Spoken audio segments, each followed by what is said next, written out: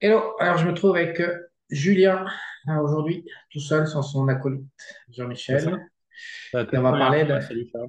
on va parler d'Amazon, comment se lancer, euh, comment changer de vie quelque part. Actuellement, en fait, tu as combien il y a 16 clients dans l'agence, c'est comme ça, 16 ou On est à 17 clients dans 17 clients. l'agence.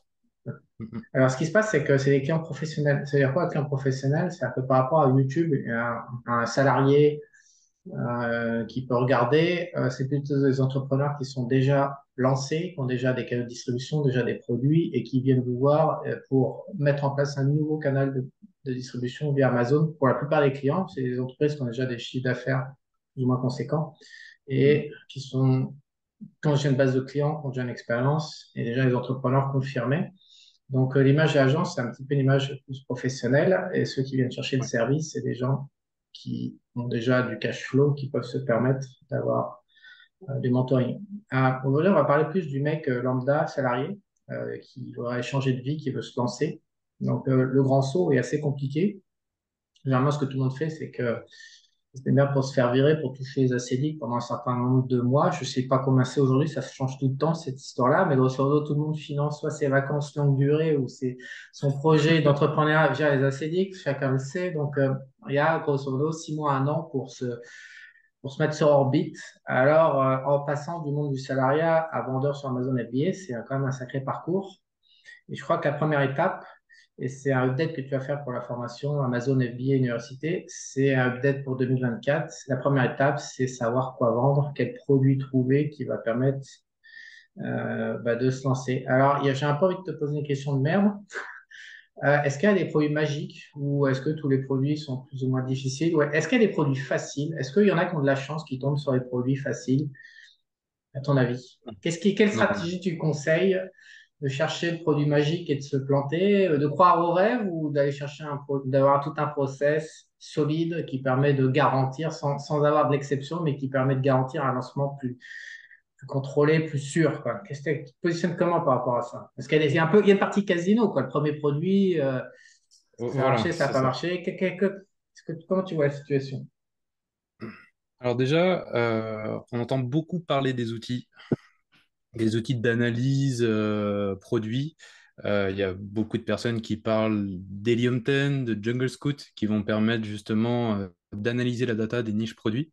Et il y a beaucoup de nouveaux vendeurs débutants qui utilisent ces outils pour trouver des idées de produits. Et ça, pour moi, déjà, c'est une erreur rédhibitoire parce que tout le monde a accès à ces outils. Et malheureusement, quand les niches sont libres, le temps que le nouveau vendeur achète son produit, par exemple en Chine ou à l'international, reçoive ses produits, les mette en stock en FBA, fasse ses packaging, il peut vite se passer 4, 5, 6 mois. Que sur ces 4, 5, 6 mois, bah, en fait, il y a toute la concurrence, les Chinois qui ont également repéré ce produit sur Helium ou sur Jungle Scout. Donc, en fait, il y a un amas de concurrence qui va arriver directement. Moi, déjà, le conseil que je peux donner, c'est de croire un petit peu à son instinct, de faire travailler son cerveau, si je puis dire, et ensuite se servir des outils pour regarder si la niche, elle est, comment dire, Cohérente ou elle est pas, en fait. judicieuse. Ouais, Voilà, cohérente ou c'est ça. pas. Ouais, mais le problème, c'est que Elle est- quand on est débutant, on n'a pas de cohérence. On n'a pas justement cette jugeote, cet instinct, parce que justement, le mec qui est salarié, qui a jamais de produit dans les mains, t'imagines le grand saut, c'est quand même un esprit un peu particulier. Donc, je voudrais Bien juste sûr. que tu précises, les Chinois font concurrence et viennent eux-mêmes vendre sur Amazon France. Énormément, énormément. En fait, ils ont. Dommage que mon associé ne soit pas là parce qu'il est expert là-dedans.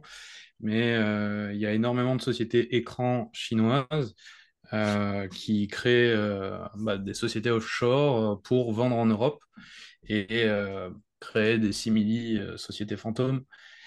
Donc font concurrence à leurs propres clients Comment ça se présente directement. sur Amazon quand tu as, de la concurrence? C'est-à-dire qu'il y aura plein, 3, 4, 5 vendeurs privés sur le même produit. Euh, Ou Ou alors c'est des bien, produits spécifiques. Non, parce que si tout le monde achète en Chine, je te pose une question, parce que je bien le vois, sûr. alors, attends, je le vois sur Amazon.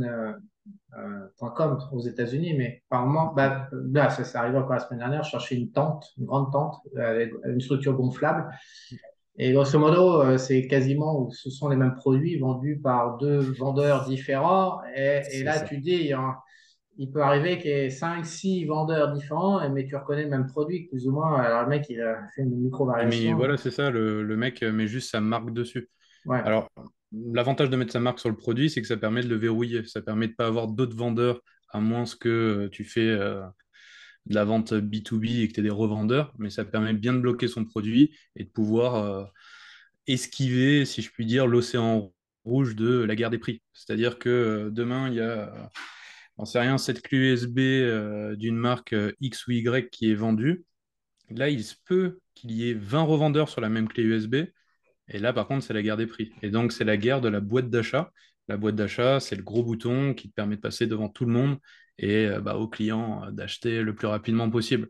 Et pour l'avoir, il faut vendre le moins cher possible. Il faut être sur la marketplace depuis longtemps. Et il faut également, si c'est possible, vendre le produit en FBA. Et ça va permettre justement à l'algorithme de te faire remonter sur le moteur de recherche. Mais la question n'était pas là. La question Non, était mais est-ce la qu'il question après, le existe. problème de tout ça, c'est que tu en arrives à vendre des produits, mais il n'y a pas de rentabilité, donc tu perds ton temps. Et quand tu débutes, parce que en fait, la question, c'est quand tu débutes, tu es salarié et que tu veux te lancer sur un produit, que tu utilises des outils Jungle C'est Scout ou ça. Helium 10, le souci, c'est que ces produits, ces outils vont te pousser vers des produits où tout le monde va aller et il n'y aura pas de marge. Et les mecs ont Mm, beaucoup de mal à évaluer.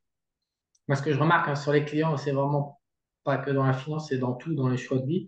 C'est une très grosse difficulté à évaluer les options, les projeter dans le futur et voir si le jeu en vaut la chandelle. Je vois que beaucoup de gens, c'est leur principale faille dans leur vie, c'est celle-là. Et en l'occurrence, Jungle Scout et Liumtel, ça peut pousser à l'erreur parce que sans avoir une aptitude solide à évaluer le futur et l'option choisie d'un produit, se dire, bon, et si la exactement. concurrence arrive et quelle est ma marge par rapport au fait que je dois baisser mon prix s'il y a une guerre des prix et ça, et voilà, à la fin, bon, on comprend que non, il faut vaut mieux pas jouer l'affaire.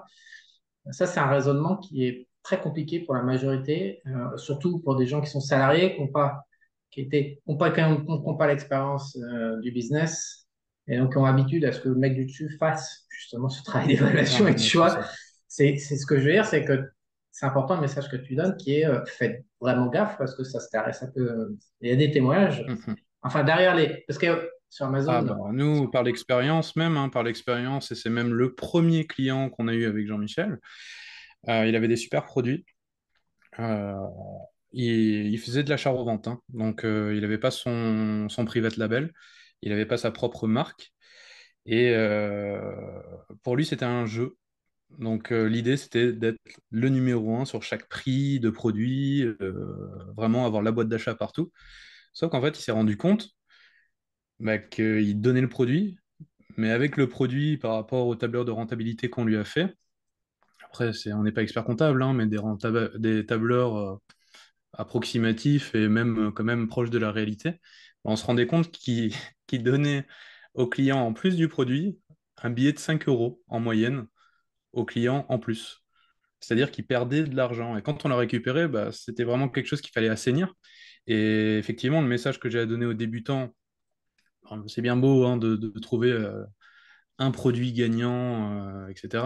Mais tu as relevé ce point-là qui est le deuxième pilier essentiel, calculer votre rentabilité. Parce évaluer. qu'Amazon a énormément, voilà, évalué, calculé, mais Amazon a énormément de commissions. Après, c'est des commissions qu'il va falloir justement Ah, c'est. considérer. Voilà, Ouais. considérer parce que Amazon aujourd'hui, c'est quand même 180 millions de clients en Europe en 2023 qui passent pour acheter. C'est 180 millions de clients actifs.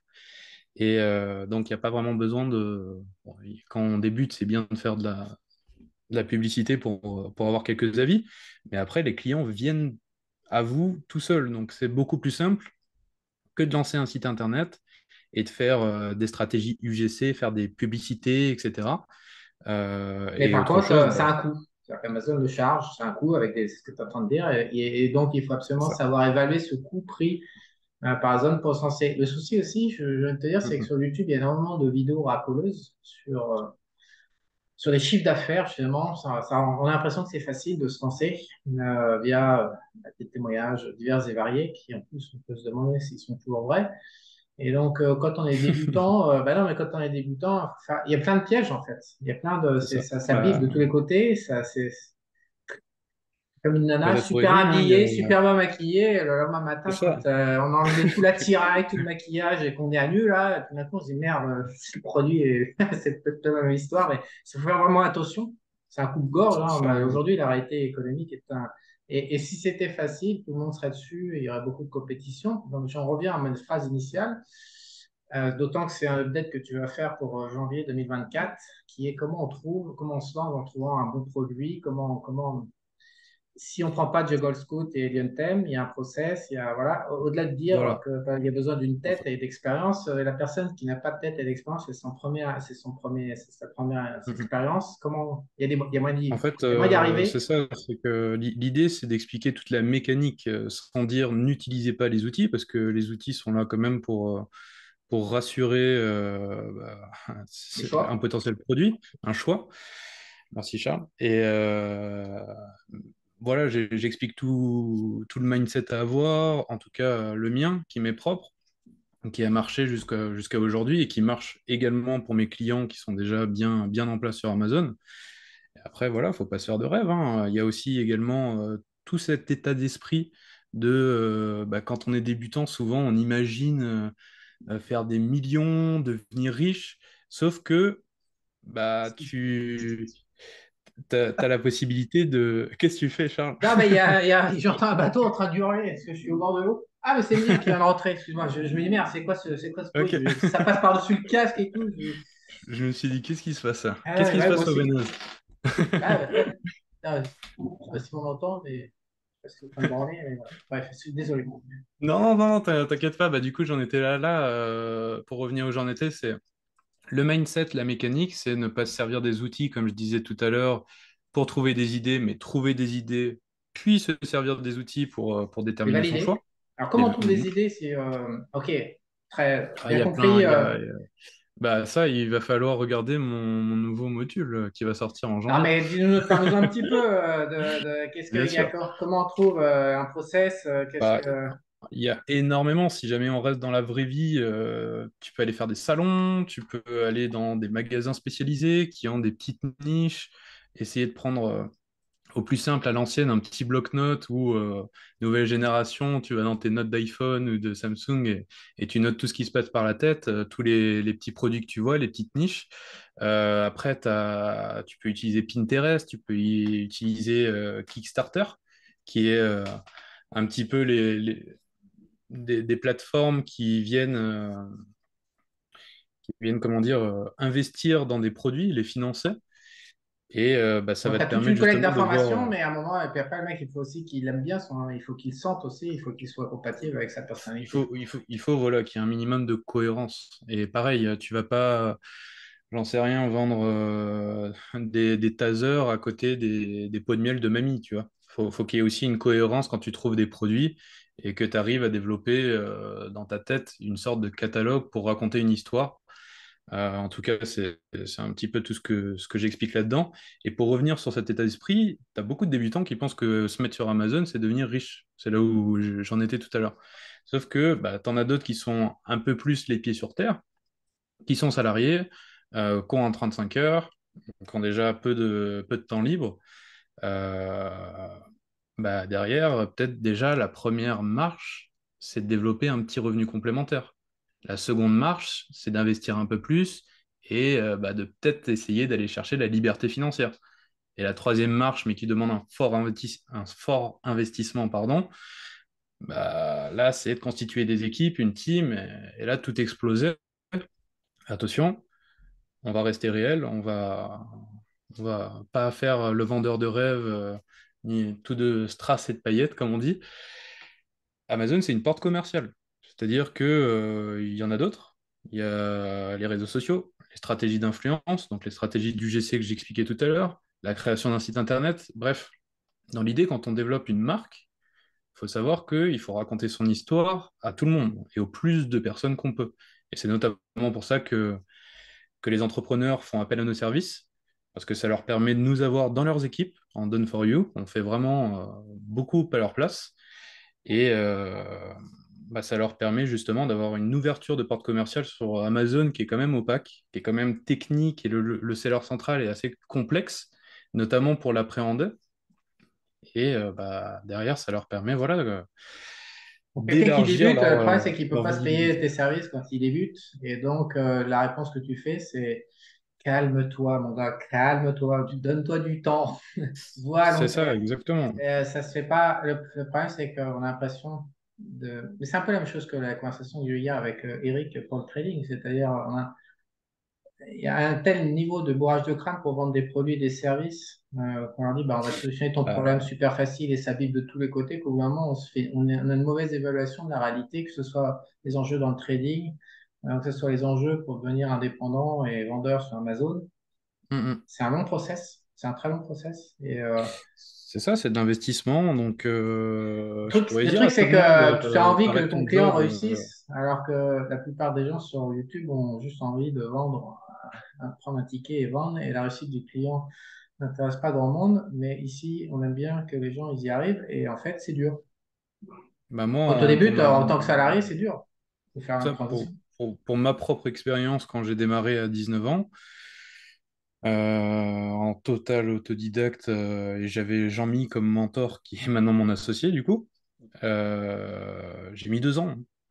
2 ans pour vivre pleinement de mon activité.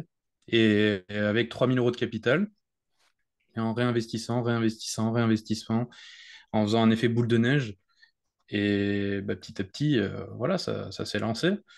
Et après, bah, là, en 2023, grâce à toi, développer un peu notre axe qui était vraiment tourné et qui est toujours bien tourné B2B, mais pour venir toucher aussi quelqu'un qui souhaite, comme je l'ai dit tout à l'heure, soit développer un petit revenu complémentaire, devenir libre financièrement, mais rester dans le réel, le concret. Et bah, on n'est pas des vendeurs de rêves, quoi, hein. On va pas vous dire vous allez faire des millions, les gars. Ouais, il y en a qui font des millions, Ouais, ouais, ouais. Ouais, ouais, on a 2 clients comme ça, parmi nos 17. qui font des millions. Ouais. Ça peut monter très Après, haut. voilà, L'avantage d'Amazon, c'est c'est une que... minorité. Hein? C'est une minorité. Comme toujours. Mais l'avantage d'Amazon, c'est qu'il est possible d'espérer et de croître et de voir plus loin. Bien sûr, ouais, Alors, quand on démarre par quoi? On trouve un produit, on construit quoi? Après, on construit une stratégie, un plan, action. trouver un produit. Bien sûr, bah, j'ai dit en début de vidéo, on évolue sur un océan rouge. Ça sert à rien de chercher le produit de rêve qui n'existe pas, où on sera le seul dessus. Ouais, il en existe, mais très peu. Il y aura forcément des concurrents. Il vaut Donc, mieux un produit il y a également standard aussi, qu'on apprécie, qu'on maîtrise. c'est ça. Donc après, il y a le Et sourcing. Alors, il faut trouver le fabricant. le Donc, en fait, sourcing, trouver du fournisseur, peut-être également se concentrer sur la phase packaging pour se diversifier, se démarquer de la concurrence. on construit une marque, Il y a beaucoup packaging, logo. s'enregistrer auprès de l'INPI. Bon, après, là, on fait partie d'autres modules encore. Le sourcing, c'est encore une autre étape parmi ce process de trouver un produit gagnant, mais c'est bien sûr l'étape suivante. Et est-ce que ça vaut mieux de trouver un produit chinois qui coûte pas cher, mais qui va mettre du temps à être réceptionné à l'entrepôt, au domicile, ou est-ce que ça vaut plus le coup d'aller se tourner vers un produit européen qui va mettre moins de temps, plus cher, peut-être de meilleure qualité? Ça, ça va bien sûr Moi, j'ai envie de dépendre te des demander, objectifs et des attends, en résultats. 2024, là, on est en 2024, il y a encore des mecs en Europe qui ont des produits qui ne sont pas vendus sur Amazon. Il y a encore possibilité de trouver en Chine des trucs qui ne sont pas vendus. Énormément, Énorme. énormément, et même français, hein. Vraiment, moi je suis un gros veilleur sur la plateforme LinkedIn. Donc, bon, je ne dis pas que j'ai des 1000 et des cents en abonnés, mais en fait, je suis connecté à pas mal d'entrepreneurs et que des gérants, des fondateurs d'entreprises. Les mecs, ils ont des boîtes à multimillions d'euros, ils ne sont pas sur Amazon. Et il y a Ah, même donc, mais ça, c'est un bel espoir là, que tu donnes. C'est-à-dire que pour quelqu'un qui est salarié, pardon, il suffirait juste d'aller voir des entrepreneurs français qui ne sont pas sur Amazon et mais se affirmatif. lancer. Donc, il y a encore beaucoup de boulot, beaucoup de potentiel à exploiter sur Amazon, sur la distribution de produits. En tout Beaucoup, beaucoup, cas, beaucoup. on peut très bien, alors, et ça c'est super question ce que tu poses, Charles, parce que quand on a un petit budget, comme c'était le cas pour moi, hein, j'ai pas des millions, j'ai pas démarré avec des milliers non plus, c'était juste mes petites économies de travail étudiant.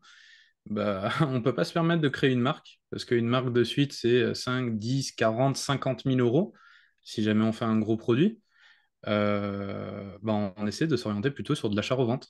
Et oui, il y a énormément de fournisseurs, que ce soit dans les sports extrêmes, que ce soit dans les savons ou autres, qui vendent pas sur Amazon. Et donc il y a des opportunités. En tout cas, moi, c'est comme ça que j'ai commencé, hein, au culot. Voilà, moi, Et je dans ton suis réseau, capable de vendre des produits dans tant. ton réseau, tu as plein de chefs d'entreprise à aller voir, par exemple, et leur dire, et tu le fais pas pour toi, pourquoi? Par manque de temps? Je le fais pas pour moi par manque de temps et je souhaite quand même développer mon activité de service qui est de plus me tourner vers le développement de la marque. La petite contrainte quand on fait de l'achat-revente, c'est qu'on est vite bloqué dans son développement et ça peut vite devenir frustrant. C'est notamment comme ça que après, j'ai transformé l'activité d'achat-revente en prestation de service pour mon fournisseur directement, alors, notre fournisseur avec Jean-Mi. Et ça nous permet justement de créer un store qui est une sorte de site web à l'intérieur d'Amazon, de permettre de la description contenu à plus. Donc pour les gens qui ne connaissent pas, au lieu d'avoir une description textuelle, ça permet d'ajouter des images, Ouais, bon, de ouais. débloquer beaucoup plus de publicité, sponsored brand, display. Et bientôt, ce qui va arriver, hein, c'est que Amazon vient de signer des partenariats là, parce que ils se chient un peu dessus de TikTok. Ils viennent de signer des partenariats avec Facebook, Snap et Instagram. Et en fait, tout, j'espère, tout sera centralisé sur le seller central. Donc ça veut dire que les mecs pourront communiquer leurs produits sur toutes les plateformes, réseaux sociaux, Amazon, Prime Video, etc. Donc c'est quand même, ça va être quelque chose d'important. Surtout pour les nanas qui ont des comptes à 1 million de followers, elles vont pouvoir envoyer directement sur un shopping Amazon. En Ah ouais, fait, ça va être la je voudrais juste classe. revenir parce que pour un débutant, je trouve que c'est important ce que tu viens de dire. On va peut-être faire une synthèse, mais en fait, quand on n'a pas beaucoup d'argent, on peut s'orienter vers une stratégie d'achat-revente de produits existants en France, par exemple, mais rapidement, en fait, ça va bloquer. Donc, toi, tu ne fais pas ça. Il y a plein d'opportunités, mais tu ne vas pas le faire parce qu'en fait, les profits sont plus ou moins limités. Alors que quand tu accompagnes un chef d'entreprise, tu deviens un peu son partenaire pour Amazon, ça te permet de faire plus de croissance. Donc, il y a moyen, à partir du moment où quelqu'un a les yeux gros, il y en a, ils veulent juste un petit revenu. Ce que je veux dire, c'est que ça dépend du programme de chacun. S'il y en a un qui gagne, C'est je sais ça. pas, 1500 et Mhm. qui veut espérer gagner 3 000 à 4 000 euros, l'achat-revente de produits français ou autres, ça sera adapté. Mais à partir de combien on bloque ceux qui veulent, par exemple, du 10 000 euros, il va falloir avoir sa marque, sa boutique, son shop dans Amazon, son branding, sa fabrication. Et à un moment, on n'est pas du tout sur le même type de job, en fait. Si tu me confirmes que, je sais pas quelles sont les proportions de pognon à partir du moment où ça bloque avec l'achat-revente. T'as des vendeurs il y a des fous furieux hein, dans l'achat-revente. Hein. T'en as, ils font des partenariats avec tout le monde. Hein. Il y en a, ils vendent des produits dans l'automobile. À côté, ils vendent des savons. À côté, ils vendent ça. Ils s'en foutent totalement. Ils n'ont aucune éthique. Et ça brasse fort. Hein. Il y a pas vraiment de limite. Après, derrière, c'est que ce que je peux conseiller à un débutant, c'est que tu es vite dépendant de ton fournisseur. C'est-à-dire que demain, le fournisseur dit, bon, là maintenant, c'est mon heure, je récupère le marché sur Amazon. Comme ça me permet de le contrôler. Tu l'as dans le baba. C'est-à-dire que tu peux pas Dans dire le à ton cul, hein, fournisseur faut de le pas se dire, mettre sur hein. Amazon. Ouais, ouais, j'avais oublié que on Autorisé. pouvait. Non, non, mais donc, ok, donc le risque, voilà, comme toutes les stratégies d'arbitrage, en fait, ça a une durée de vie assez limitée, ça a beaucoup de volatilité, il y a beaucoup de phénomènes qui peuvent intervenir et Tu... qui peuvent amener à l'échec, mais c'est bien pour démarrer, c'est plus facile que construire directement une Oui, marque, oui, c'est oui. beaucoup plus accessible.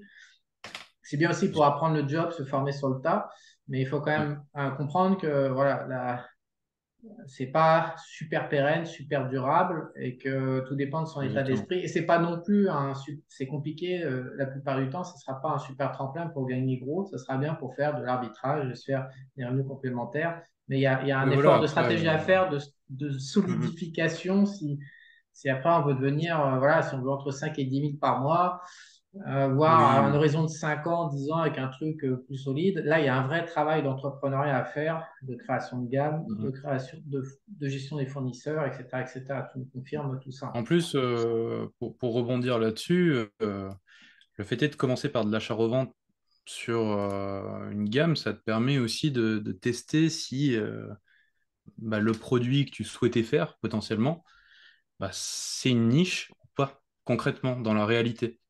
J'ai commencé, je vais être totalement transparent, avec des casques de moto. Euh, bah, je me suis cassé la gueule, très clairement. Des retours, mais laisse tomber. Les Des gens, ils retours. mettaient leur tête dedans. Bah ouais, des retours de marchandises, bah, tout le temps, hein, forcément. Un casque de moto, bah, c'est super dangereux si ça va pas au millimètre. Et bah, le mec qui faisait du L, bah, forcément, il disait qu'il faisait du M. Ça me renvoyait le produit, il fallait que je le renvoie. Sauf que derrière, bah, en fait, je perdais de l'argent. Et petit à petit, bah, j'ai cherché d'autres produits, des gants, des blousons, des équipements d'entretien, donc des produits d'entretien du Standard où il n'y a consommable. pas d'interprétation de la taille. Et après, bah, je me suis spécialisé justement dans les produits d'entretien moto, du consommable. La personne est ravie, conquise. Bah, qu'est-ce qu'elle va faire? Elle va recommander, elle va en parler. Et en fait, c'est ce qui a créé un effet boule de neige sur mon business. Et là, j'étais spécialisé produits d'entretien moto. Et après, bah, bien entendu, produits d'entretien automobile. Et là, bah, tu touches beaucoup plus de monde.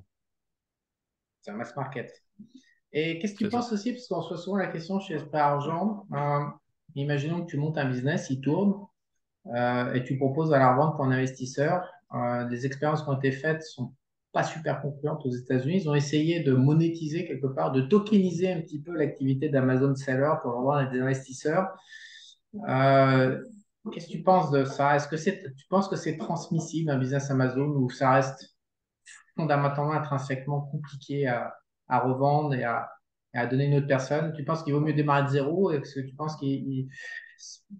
est-ce que Bah, c'est, par après, exemple, aujourd'hui 36 fois le bénéfice mensuel, je crois, un truc comme ça tourne autour de ça se négocie, les business, Internet. C'est quoi ton avis là-dessus? bah, moi, j'ai déjà un client qui rachète des boîtes, hein, Amazon. T'as un Il client qui fait des... cherche des Ouais, vendeurs pas qui, qui avec des cherche, business. qui en achète. Ouais, voilà, c'est ça. Il sait à peu près, enfin, il fait des spécialisé en études de marché. Donc, et en fait, il trouve des revendeurs qui ont déjà leur marque dedans. Il sait ce qu'il faut faire pour les exploiter davantage. Et là, la dernière qu'il a achetée, il a acheté 100 000. Après, qui a 100 000 sur la table pour faire une boîte, et notamment À un petit Amazon. jeune débutant ou bah, quelqu'un qui est au SMIC, parce que bah, faut pas se leurrer, ou peut-être un peu plus du SMIC, allez, qui gagne 2500 balles par mois, bah, il va jamais pouvoir se payer 100 000 euros. Une boîte, moi je pense que dans l'optique je débute, c'est au contraire de créer une histoire, de créer un produit qui m'intéresse. Et bah, après, faire partir le projet, mais prendre son temps pour le faire partir. C'est pas se dire, vas-y, j'envoie tout valser. Euh, mon patron, je te nique et moi je vais faire mon business, tout ça. Au contraire, faut prendre le temps de s'installer. Alors attention, ça demande quand même un petit peu d'énergie, surtout quand on est seul, pour apprendre tout ça. Mais après, on peut tout à fait automatiser et constituer les avis, tout ça. Donc, enfin, en tout cas, moi, c'est comme ça que je ferais. Après, on peut tout à fait transférer des comptes, les revendre au bout d'un certain temps. Après, moi, je n'y vois pas trop l'intérêt, c'est pas pérenne, quoi. Dans l'idée, c'est d'avoir une source de revenus, comme c'est le cas bon, maintenant, ça fait partie des clients services, mais comme c'était le cas pour ma société d'achat-revente. C'était c'était récurrent. Ok, les différentes stratégies. Euh, Donc actuellement, on est sous Black Friday, donc il y a une promotion de moins 40% sur la formation. Il n'y a pas de promotion sur le service aux entreprises, le mentoring.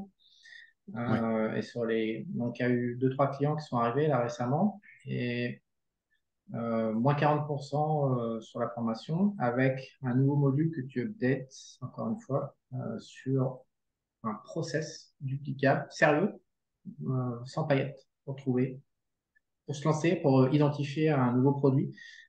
Si je devais te poser une dernière question, ça serait pour toi, quelle est euh, la, Donc, lancer un business Amazon, on a vu, c'est il faut trouver un produit, il faut faire venir, faire livrer, créer prendre en main le serveur central, etc. Quel est pour toi le truc le plus dur quand on débute, là, quand c'est la première fois qu'on débute? C'est où la jonction le point le plus casse-gueule, le plus difficile à franchir par ton expérience? Quand on débute vraiment. Ah, c'est le lancement, hein. C'est se mettre dedans. Concrètement, c'est bateau ce que je dis, mais c'est la vérité. C'est vraiment le passage à l'acte, tout simplement. Ça, c'est Il y a bien ce qu'on beaucoup de approche. gens, Tu passes pas beaucoup à de potes l'acte. à moi, bah, c'est ça, beaucoup de potes à moi qui ont énormément d'idées, des idées qui sont des fois super pertinentes, d'autres idées qui sont des fois vraiment bidons, mais je sais Tu pas, passes on pas à meurt l'acte. pas, quoi. Non, ça, c'est intéressant Ouais. pour. C'est la meilleure réponse que tu. J'y ai pas pensé, c'est la meilleure réponse que tu puisses faire, parce qu'on le voit. C'est le passage à l'acte. C'est ça le Ouais, truc je le plus pense, dur. ouais. Parce qu'après, Bah, une fois qu'on passe à l'acte, on peut franchir toutes les étapes, en fait. ouais, c'est Ça, c'est vraiment. pas insurmontable, mais en fait, ce qui est insurmontable pour beaucoup, c'est justement de passer à l'acte et de se dire, je pense que Bah, il y a faisait différentes penser. personnalités, hein. Il y a ceux, les grands calculateurs qui bah, vont calculer tout leur plan de carrière du début à la fin, et quand ils n'ont pas les éléments, bah, ils sont bloqués, ils se lancent pas. Après, bah, enfin, moi, Non, je mais il y suis a pas. énormément de comportements de sabotage, ça, on le sait. Comportements de Mhm. comportements de sabotage. Et ce que je pensais à. Tu sais, il y a Schwarzenegger qui a lourdement communiqué sur sa vie. Il a quand même réussi en trois activités différentes qui n'ont rien à voir à devenir le premier, quoi. Il a fait poéticien, il a fait acteur, il a fait Ouais. bodybuilder. Donc c'est quelqu'un, c'est un mec qui, un do it, hein, c'est un mec qui concrétise justement, qui passe à l'acte. Et, et quelque part, il nous dit, faut se voir. Et en fait, il n'y a pas de. C'est quand même parce que de toute façon, c'est toujours pareil. On n'envisage pas de ne pas le faire, en fait. Mais la plupart des gens qui passent pas à l'acte, ils envisagent de ne pas le faire. Alors que ceux qui veulent vraiment, la question ne se pose même pas de ne pas le faire. La question se pose, c'est comment on y va, comment on fait, où est-ce que c'est dur. Mais c'est vrai que pour beaucoup, finalement, c'est la meilleure réponse. Le truc le plus dur, ça va être de se lancer, en fait, d'y aller. Ouais, ouais, bah, de toute façon, hein, ouais, c'est le plus difficile. Après, quand tu es dedans, voilà, il faut y aller, sinon ça va pas venir à toi. Il y a beaucoup de gens en plus Et qui prennent le prétexte d'une formation pour essayer de se lancer. Et puis en fait, bah, on le sait, parmi les acheteurs de formation, même Amazon FBA, puisque on sait que je suis copain avec Oseille TV, Mhm. Juju, Bien sûr. qui a beaucoup de clients, ça fait longtemps qu'il fait ça. On sait qu'il y a une infime minorité, 1%, de gens qui passent à l'acte, justement. C'est pour ça que je trouve que c'est extrêmement pertinent ta réponse, parce que qu'est-ce que tu peux. Tu as déjà réfléchi à comment. Est-ce que tes copains justement, qui ont envie, qui ont des bonnes idées et qui passent pas à l'acte, est-ce que tu as déjà réfléchi à ce que tu peux leur apporter? Ah non, mais des fois même, on brainstorm pour rigoler, et je sors mes logiciels, mes trucs, mes machins pour regarder si leurs idées sont pertinentes. Elles le sont, et je leur dis, mais vas-y, feu, fonce, fonce. Et en plus, Feu je suis vert. là. Feu Ouais, vert. voilà, voilà, enfin, c'est des très très bons amis. Je suis là, Et non. non. Et est-ce que tu penses que quand on t'apporte comme ça des bonnes idées, tu les valides pour tes amis et finalement ils ne le font pas, donc l'idée elle tombe en l'air, dans le vide. Qu'est-ce que tu fais de cette idée? Ah, c'est dans mon calepin, ça. Ça, c'est c'est des investissements pour plus tard. On verra ça ensemble en off. Non, non, mais est-ce que par exemple, tu ne crois pas que Non, je prends des toujours gens les bonnes idées, inconnus, tu mais t'associerais pas avec des inconnus qui arrivent, qu'eux on, non, on le non, jamais. claque? Il y a tout. Alors, bah, après, c'est des manières, attention, de fonctionner. Il y a des mecs qui ont jamais vu leurs associés, ça fonctionne super bien. Après, nous, on a besoin d'un certain lien. Il y a aussi cette part de réel, malgré qu'on ne soit jamais vu pour de vrai, mais on a pas mal communiqué, on se connaît indirectement. Euh, on a quand même besoin de connaître un minimum les gens avec qui on travaille. Nos clients, on fait des visios régulièrement avec eux. Nos formés, quand ils ont des questions, nos élèves, pardon, quand ils ont Ouais. des questions, bah, on est là à leur répondre. S'il y a besoin d'un coup de fil ou d'une visio, bah, on n'hésite pas. Et au contraire, on est là pour ça. Et après, Non, mais effectivement, je me disais, dans ta position, tu dois être une position centrale où tu as pas mal d'opportunités qui arrivent à toi. Tu mhm. sais les évaluer. Et moi, si j'étais toi, ou avec des clients, voilà, pour respirer argent, je sais pas. Il y a peut-être des mecs qui n'ont pas du tout envie de se faire chier. Ça les fait probablement chier. C'est quand même particulier d'avoir l'instinct du produit physique comme ça, d'aller chercher des opportunités ou de. Il y en a, ils savent pas en fait. J'en connais plein, ils savent juste pas quoi faire d'eux-mêmes. Ils n'ont pas de rêve, ils n'ont pas accès à leurs rêves. Parce que je pense qu'ils ont tout le monde a des rêves, mais je pense qu'ils n'ont pas accès à leurs Ah, rêves. voilà, après. Mais par contre, ça peut être des mecs qui agissent. J'en connais autour de moi qui agissent très bien, d'ailleurs, qui sont des bons opérateurs, mais qui n'ont pas la créativité ou l'inspiration. Bah, chacun a ses limites et ses points forts. Je trouve ça un peu dommage d'entendre, pas dommage dans le sens mal, mais dans le sens gâchis, quoi. Que tu saches que tu es probablement plein d'opportunités dans Ah, ton putain de calepin. Il y a plein de mecs qui nous ah regardent, qui oui. sont des opérateurs et qui n'ont pas ces opportunités dans leur calepin. Et je dis merde, ça serait peut-être bien de réfléchir à une solution pour vous matcher et essayer de faire quelque Ah, c'est chose. sûr. Peut-être. Bah, après, c'est. En fait, les clients qu'on a depuis le début sont toujours avec nous. Donc, il y a une certaine forme de déontologie, si je pourrais dire. C'est qu'ils nous font confiance, pas par souci d'exclusivité, hein. On a certains clients qui ont les mêmes niches produits, mais par souci éthique, je pense Ah, je que ne te parle pas de trouver des opportunités concurrentes à tes clients ouais, voilà, dans c'est ça. l'agence, Bah, mais c'est là où j'évalue énormément. Je vais pas, déjà que je passe beaucoup de temps à l'ordinateur pour régler les problèmes de mes clients, à regarder ce qui marche pas, tout ça. C'est notamment sur ces 17 clients où bah, je connais les niches par cœur. Je sais ce qui marche, je sais ce qui marche moins. je te parlais plutôt Voilà. de nouveau parce que tout à l'heure, tu me viens, tu me dis que ton copain, il arrive, ton copain perso arrive, et Ah, puis il a trouvé un truc, donc tu fais le boulot pour lui, tu aperçois que ça marche, et puis ok, finalement, bah, il n'y ok, va ok. pas, et il y a quand même. Bah, Mais en t'écoutant, en plus, je ne sais pas si tu te rends compte, mais ça, c'est un truc sur lequel je réfléchis, parce que je le vois dans tous les secteurs. Enfin, tu es en train de me dire, grosso modo, que tu passes beaucoup de temps à évaluer, à travailler pour évaluer la réalité au nom d'opérationnel, on a déjà des bureaux, des produits, des machins. Je pense qu'il y a une fonction dans le monde moderne qui n'est pas valorisée à sa juste valeur et les gens n'ont pas conscience qu'ils en ont besoin. C'est quelqu'un qui évalue. Moi, je me suis rendu compte avec Michel de Guillermet quand il a évalué Tesla, Apple et compagnie, son aptitude ouais, incroyable à évaluer les j'avais vu la business. vidéo. Ouais. Ouais, c'est Mhm. incroyable. Mais en discutant, en faisant les interviews avec lui, je me suis dit, tiens, parce que j'ai basé toute ma vie là-dessus, sur cette aptitude à évaluer les options et à choisir la bonne. Parce que je suis pas, j'ai plein de carences, je sais pas vendre, j'ai plein de bordel qui couille, mais par contre, j'ai souvent avancé grâce à mon aptitude à évaluer. Quand j'ai fait des interviews avec Michel, je me suis rendu compte qu'il avait aussi cette aptitude à évaluer. Il a connu plein d'échecs également, il est au débat, Michel, il a fait 19 boîtes, et voilà. Mais il a fait quelque part sa carrière sur son aptitude justement à évaluer. Et en t'écoutant là, tu es en train de dire que tu travailles, tu te mets au service de 17 entrepreneurs, et finalement, au final, ton boulot, c'est d'évaluer les options. Est-ce que ça marche, est-ce que ça marche Sur pas? ça. Et le truc, c'est que les gens ne se rendent pas compte à quel point c'est important, ça, de savoir évaluer. Et tous ceux qui échouent, tous ceux qui n'ont pas de carrière professionnelle, qui n'ont pas d'argent, qui n'ont pas assez d'argent, qui n'ont pas de rêve, de machin, pour moi, on retombe invariablement sur deux choses. Le premier, c'est qu'ils ont soit sont coupés de leur rêve et de leur inspiration. Enfin, ça, il faut aller chercher ça dans le monde énergétique et psychologique. Soit ils ne savent pas évaluer et ils vont allouer du temps euh, d'énergie, des moyens, voilà, à un truc qui devrait ne prendre qu'une minute et ça devrait partir à la poubelle. C'est là qu'elle se fait la compète. Quand on démarre, le problème, c'est de savoir évaluer. Et je comprends que les gens te payent et qu'ils soient fidèles pour ton travail d'évaluation. Mais je te dis, peut-être que tu fais un travail d'évaluation qui part à la poubelle. Peut-être que en Ouais. dehors de tes clients, Non, je mais je m'aperçois retiens, et je je retiens. découvre en temps réel qu'il y a peut-être du potentiel parce que ce travail d'évaluation, je sais qu'il est important. Je sais qu'on ne peut pas Bien s'en sûr. sortir sur le travail d'évaluation.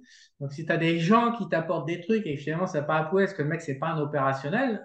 Merde, peut-être réfléchir. C'est peut-être Bien des gens sûr, qui peuvent faut prendre peut-être contact creuser, mais avec nous. après, on l'a résumé sur le début de cette vidéo. Créer une marque et son histoire, c'est énormément de boulot. C'est-à-dire que pourquoi je ne le fais pas moi, mais que je préconise de le faire à un formé, c'est que à un élève, pardon, c'est que l'élève va pouvoir consacrer tout son temps au développement de l'histoire de sa marque. Moi, je dois passer mon temps à développer l'histoire de 17 marques aujourd'hui. Donc, le truc, c'est que si demain je crée ou voilà, j'évalue une bonne niche produit, j'ai besoin d'une équipe autour qui puisse Et peut-être qu'il y a des faire mecs, croître. Mais je la pense que les visibilité du mecs sont en produit. train de te regarder. Je suis en train de me dire, peut-être que les clients de la formation Amazon FBA Université, on devrait les réunir dans un groupe Discord. Ou Que tu Telegram. mettais. Telegram, attends, j'ai un Telegram en fait. Oui, on a dit que tu as un Telegram désormais, ou Ouais, Telegram. ouais, ouais.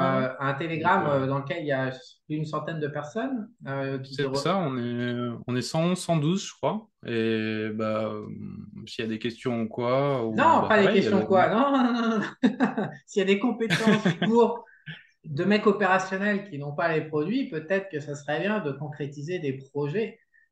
De toute façon, je pense qu'aujourd'hui, le monde est suffisamment le e-commerce est complexe. Mhm. On ne peut pas faire tout seul, il faut s'associer d'une manière ou d'une autre, il faut se regrouper, s'associer. Tu sais valer, mais peut-être qu'il y a des mecs qui savent Bah, créer des histoires. Ouais, des histoires, je t'en crée tant que tu veux à la de toute chaîne. Hein. manière, c'est là un des facteurs clés de notre société de service, c'est qu'on intègre les équipes, en fait, hein, ni plus ni moins. Et on fait partie intégrante des équipes bah, pour lesquelles on bosse. Donc, Et peut-être qu'il faudrait cultiver autour, dans le groupe Telegram, des gens. Peut-être que tu devrais définir ce dont tu as besoin pour mettre sur orbite. Un mec qui raconte des histoires, un mec qui fait, je sais pas, qui fournit. Et puis toi, tu calcules. Mais ce serait ouais, une bah, forme de croissance. En tout cas, on donne rendez-vous exponentielle. aux clients. On va regrouper les clients dans ton canal Telegram. Et puis, ceux qui veulent te rejoindre, ce serait bien de le faire maintenant parce qu'il y a un super coupon de moins 40%. Et, euh, et puis, toi, tu vas nous dire dans tes petits calepins ce que tu planques. Tu vas nous les filer. Ah, Non, mais bah, c'est quand même dommage, cette déperdition. Ouais, ça le gratte. Hein. ouais. Non, mais en plus, on en parlait sur ma dernière, notre dernière interview qu'on avait fait avec Jean-Michel. Il y a aussi les niches de maintenant. Il faut regarder ce qui se passe autour de nous, ne serait-ce que d'actualité, de survivalisme, comme on en parlait la dernière fois. Ça, c'est des niches porteuses. Le camping sauvage, des choses comme ça. Après, il y a des niches moins porteuses qui ont forcément des ventes beaucoup moins importantes, mais qui, au fur et à mesure des ans, bah, se développent. Parce que au plus tôt j'ai mis mon produit, bah, au mieux il sera référencé. Et comme j'ai dit tout à l'heure, Amazon, c'est exponentiel. Donc avec les avis, le temps, la durabilité et la bonne mise en place du FBA, après, bah, c'est croissant. Donc au bout de 5, 10 ans, on peut vite arriver à un beau petit business. Après, il ne faut pas se leurrer, on n'arrive pas à un beau petit business en 5, 6 mois. C'est pas possible. À part si on a une équipe de 30 personnes. Mais là, on joue pas dans la même cour. Bon, on a compris, c'est pas facile. Jamais. Ouais, bah il faut. Non, mais voilà, faut pas. Je dis pas c'est infaisable, hein. Au contraire, j'y suis bien arrivé moi avec le peu de moyens que j'avais, mais faut se rendre compte de la réalité. Euh, surtout bah, Eurogoulag, comme t'aimes bien. Voilà, c'est qu'ils nous prennent la moitié, si ce n'est 70%. Donc sur Ça 10 prend plus euros de gagnés, temps. j'en gagne 3. Ouais. Et effectivement, voilà, le temps de bien se développer, tout ça, bah, ça demande énormément en chiffre d'affaires. Pour te Et, situer, rentablement parlant, quelqu'un qui fait de l'achat-revente et qui calcule bien sa renta, c'est 15% net, à peu près. et sur lequel il paye 70% d'impôts. 15% net. Ah, net à la Ça fin les de la paye. poche. Une Ouais, fois ouais, qu'il a payé exact. tous les parasites, là, les socialos, les machins, le bordel, l'impôt C'est sur le ça. revenu et tout. Ouais, ouais. IR, flat tax et compagnie. Donc, en 15%, tout cas, nous, enfin, c'est quand même pas non plus. bah, c'est pour ça, Achat-revente. les gens Et quand tu as ta marque, qui... tu peux monter à 30, c'est ça, non? Ouais, voilà, c'est ça, c'est ça. Je pense que... Allez, on va rester réaliste, 25 pour faire une moyenne. À 25%, tu as ta marque. Après, voilà, bien entendu, quand tu as ta marque, tu mets pas les prix. Tu mets les prix que tu veux, mais il faut rester cohérent par rapport à la concurrence. Par rapport Donc, à la demande, aussi par rapport à la solvabilité de la demande. ouais. Donc, donc voilà. C'est toujours mieux qu'être salarié. Ouais, bah ça, non, bah, c'est sûr que tu gères ton emploi du temps comme tu le souhaites. Après, ça demande de l'énergie, mais bon, après, quand on bosse pour son propre projet, bah, tu bosses pas vraiment, en fait, je crois. Hein. Enfin, nous, voilà, on s'amuse, quoi. Voilà. Après, au bout d'un certain temps, je sais pas si tu t'amuses autant, mais pour le moment, c'est le cas, donc voilà, on est là. Tout simplement. C'est le mot de la fin. Je te remercie. Ciao, ciao. Merci à toi, Charles. À très vite. Hop.